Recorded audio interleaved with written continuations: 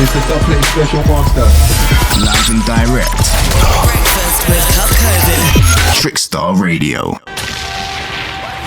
What's happening, people? Just gone at 4 minutes past 9 here, Trickstar Radio. We are back inside the building once again as we continue our interview hour series, as we continue to have conversations with different artists from around the world, representing different sounds and styles of underground music, and I'm very, very excited for today's conversation. The wonderful Falana joins me on the phone this morning. How's your morning going?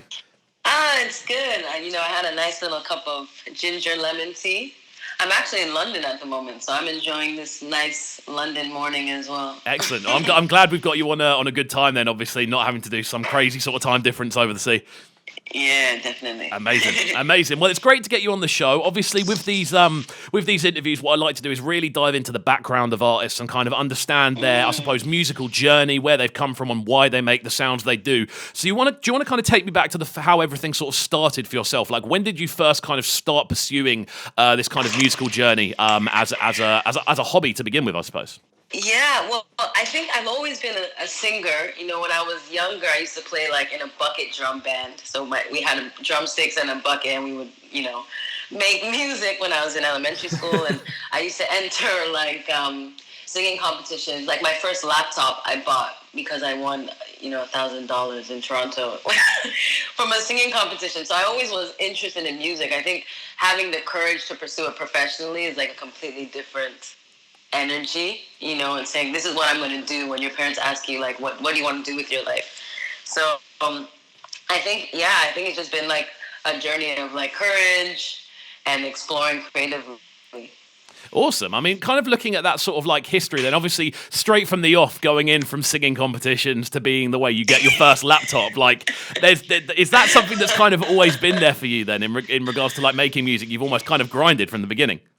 Yeah, it's definitely a grind. I think as an artist, you have to like kind of like grind your teeth and like, build the confidence that you need. And, I think what helps too is like when you win a laptop, you're like, wow, okay, this is money. Okay, so maybe this is something that I could pursue. I'm obviously good at it. People respond really well.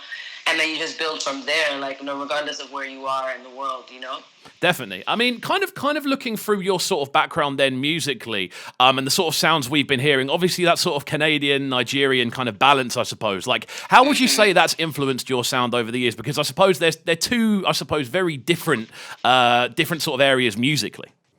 Yeah, until they meet in me, which is like the blend. Like, I think I grew up in a very multicultural environment, but my parents, had very strong cultural influences because they were immigrants, right? So they were definitely influencing what I was listening to. And then I also was very aware of, where I'm from and going back to Lagos and going to Nigeria and just being in that environment with family and friends. So it was never foreign. It's very natural. But then my also Toronto experience is also very natural. So it's like this blend of sounds that I think is like pop and Afrobeat and like R&B and soul. It comes together quite seamlessly. Definitely. I mean, you look at it kind of now in the way that I suppose world music's being affected, and you look at the sort of the sounds that are popping globally. I'd actually say that Toronto and Lagos are two of those, I suppose, real musical hubs when you look at the people that are coming out of those two cities. Yeah, totally, 100%. And I think the beauty is coming now, especially with global hits. Like a lot of those songs are collaborations across borders, So you have songs with artists from Toronto and Lagos and the UK. Remember when Wizkid, Skepta, and Drake did a track, and everyone gets excited about that. I think that's really the future with no borders because of the internet and social media. You really can explore creatively and collaborate. 100%. Obviously, you mentioned earlier that you're in London at the time being. What's the reason for the visit? A little bit of work, a little bit of play. Just connecting, obviously doing some promo stuff and radio stuff, talking about the single Joy that you're going to play soon, and also getting ready for the next release that's coming up, which is super exciting. I performed in London before as well, so I know we have to wait till the 19th of July for things to officially open up again. Which is really exciting. So, and then just, I really love this city. London is it's like a very, obviously a more European approach to Toronto, very multicultural, Very cool vibes. Definitely. I mean, I've always kind of heard, like, I've never been to Toronto, but I have always heard a lot of comparisons You need to come. It's one of the places that's on my list when things do eventually open up again. I like the cold, me. I'm definitely someone who likes to move around the colder places. But yeah, what I've heard about Toronto more than anything else as a kind of place to kind of thrive musically is that it is very similar to London in the way that it has such a, I suppose, broad sort of spectrum of influences and different cultures all in one place.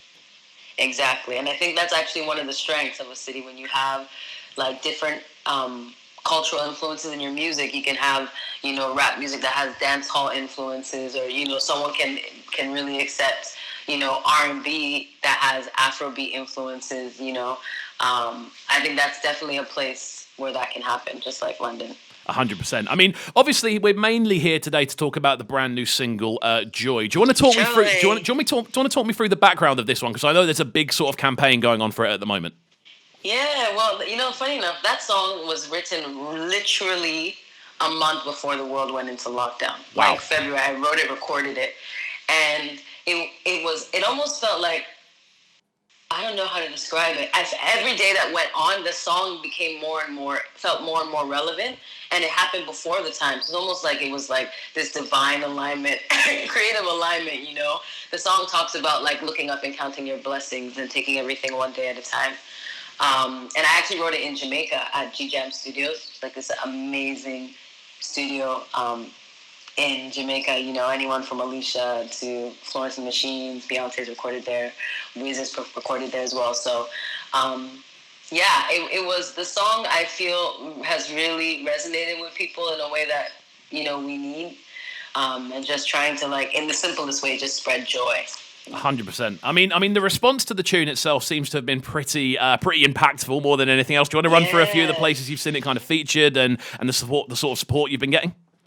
Yeah, in Lagos, it's like one of the top 4 songs on rotation, which is really good to hear. And that's not even the remix, that's even the original. It was amazing to connect with Oxlade on the remix with Spax, which was super fun as well. We're getting plays, and it's fun because I'm seeing plays in Canada, in Ottawa, in Toronto, in Montreal on CBC. Obviously it's getting rotation in London. Across platforms, and so it's been really good to see that, okay, this song really has legs and it's really resonating with people. 100%. I mean, that must be a really nice feeling, especially as you're seemingly a bit of a globetrotter in the way you'll move around different places to do different things, to kind of go, this is actually getting the impact in all of these places I'm going. Yeah, totally. And we even shot the music video, I didn't even mention.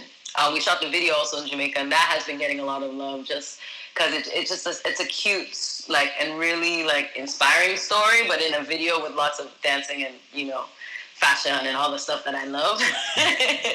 So, yeah, I'm grateful, for real. I'm really grateful. Awesome, man. I mean, kind of listening through it, and obviously listening to the way you describe the tune as well, it definitely feels like it landed, I suppose, at the right, if there was ever going to be a right time, it sounds like it's landed at the right time sort of globally. I mean, we're going to jump into the remix specifically next. Talk to me about how the link-up came together with Spax and Oxlade on this one. Yeah, well, it's funny. I've actually done a song with Spax before with this amazing rap duo called Show Them Camp. So in Lagos, so we have worked together before, and it was super cool. So reconnecting was very seamless and easy. And I really loved Oxlade's EP that came out earlier. So we were both collaborating with Red Bull Records and Red Bull Nigeria. So it was really, to be honest, it was organic. It just made sense. And Oxlade did this thing on the track, so I was really happy with the way everything came together. Amazing. Well, we're going to jump into this one in just a second.